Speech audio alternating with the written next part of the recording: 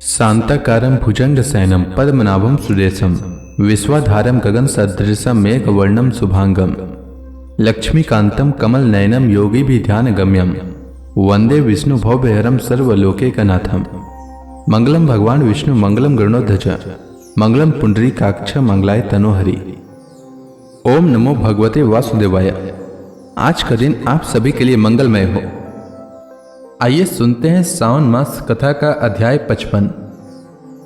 श्रीमद् भागवत महापुराण की कथा में श्री सुखदेव जी आगे कहते हैं, परीक्षित, बरसात के 4 महीने बीत गए परंतु अनिरुद्ध जी का कहीं पता न चला। उनके घर के लोग इस घटना से बहुत ही शोकाकुल हो रहे थे। एक दिन नारद जी ने आकर अनिरुद्ध का शोणितपुर जाना, वहां बाणासुर के सैनिकों को हराना और फिर नागपास में बांधा जाना, यह सारा समाचार सुनाया।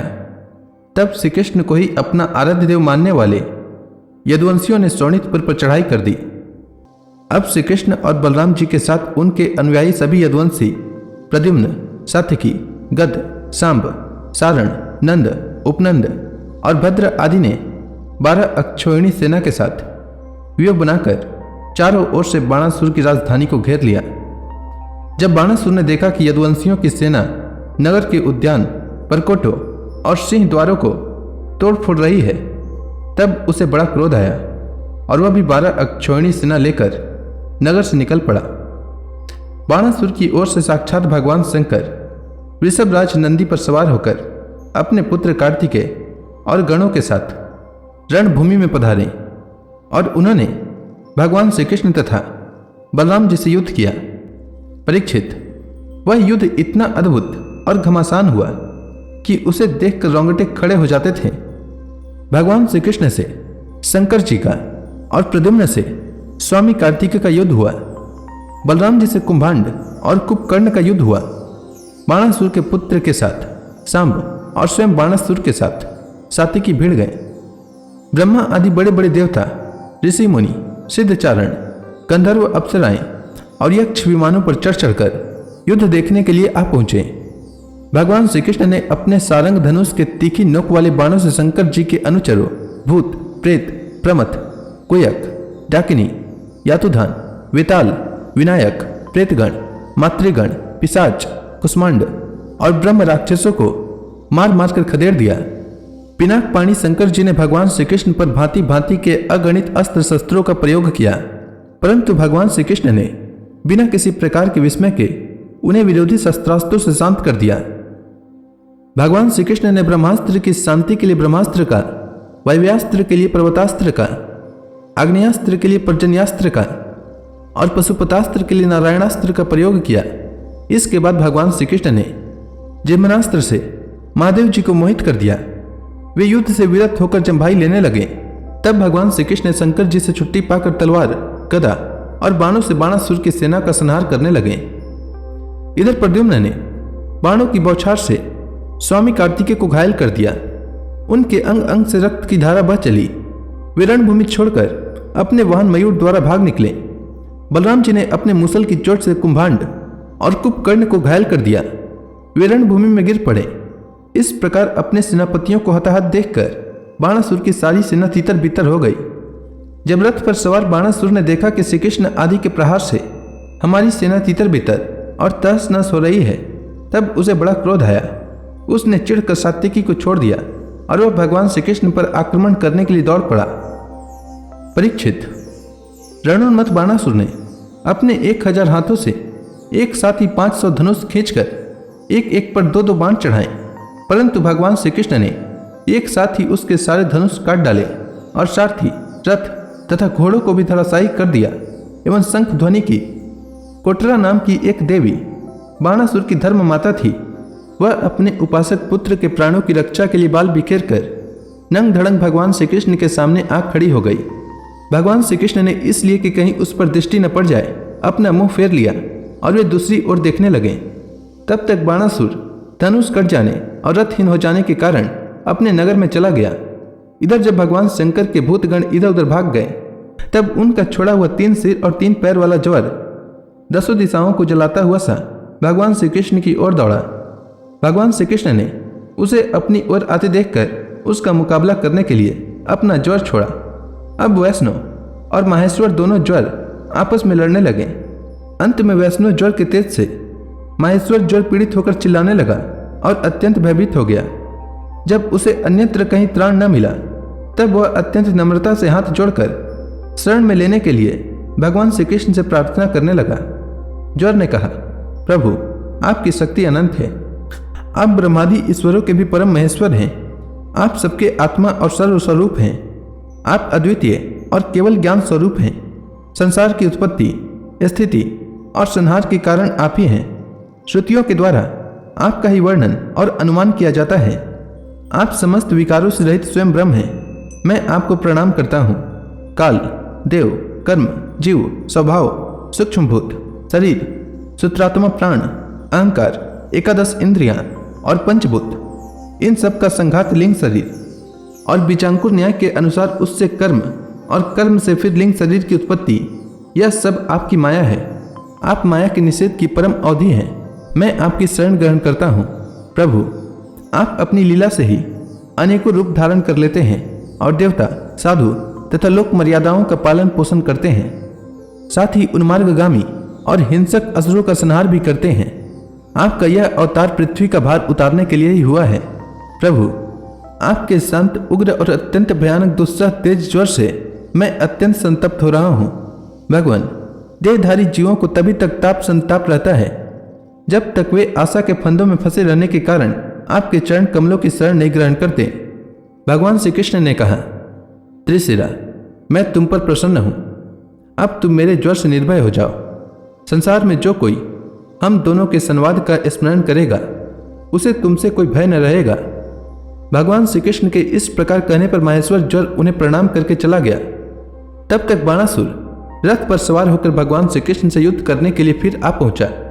परीक्षित, बाणासुर ने अपने 1000 हाथों में तरह तरह के हथियार ले रखे थे।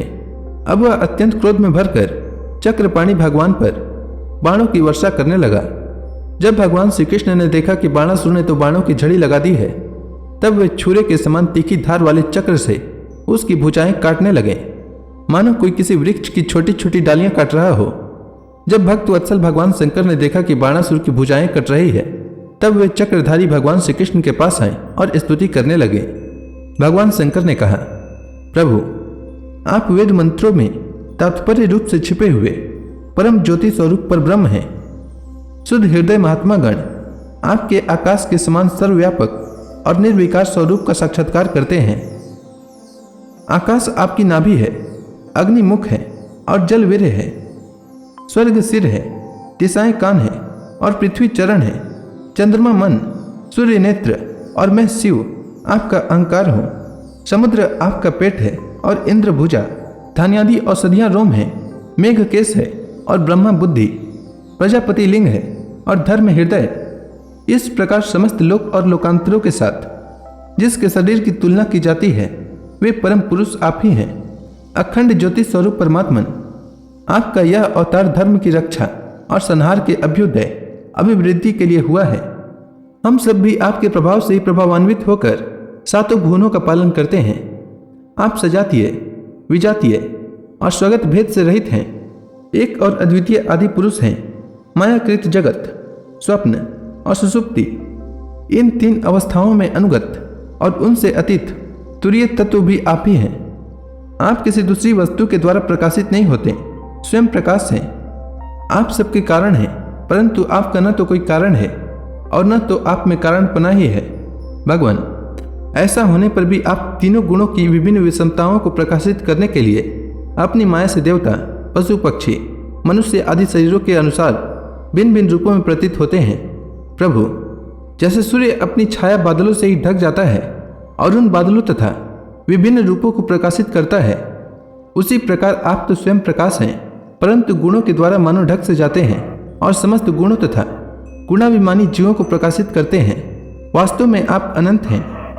भगवान, आपकी माया से मोहित होकर लोग स्त्री पुत्र, देह गे आदि में आसक्त हो जाते हैं और फिर दुख के अपार सागर में डूबने उतराने लगते हैं। संसार के मानवों को यह मनुष्य शरीर आपने अत्यंत कृपा करके दिया है। जो पुरुष इसे पाकर भी अपनी इंद्रियों को वश में नहीं करता और आपके चरण कमलों का आश्रय नहीं लेता, उनका सेवन नहीं करता, उसका जीवन अत्यंत शोचनीय है और वह स्वयं अपने आप को धोखा दे रहा है। प्रभु, आप समस्त प्राणियों के आत्मा, प्रियतम और ईश्वर हैं।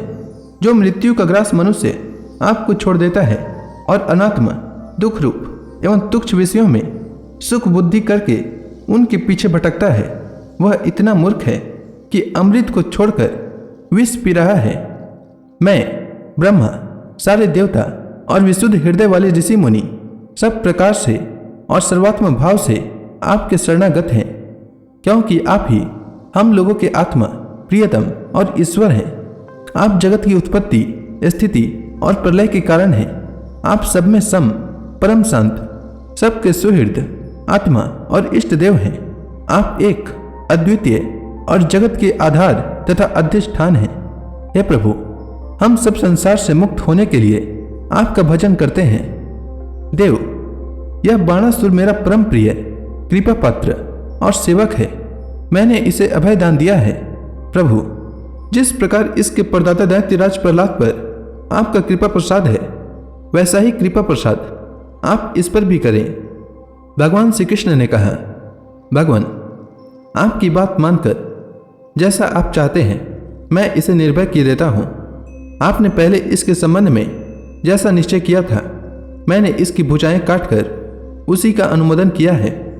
मैं जानता हूँ कि बाणासुर दैत्यराज बलि का पुत्र है, इसलिए मैं भी इसका वध नहीं कर सकता, क्योंकि मैंने प्रहलाद को वर दे दिया है कि मैं तुम्हारे वंश में पैदा होने वाले किसी भी दैत्य का वध नहीं करूंगा।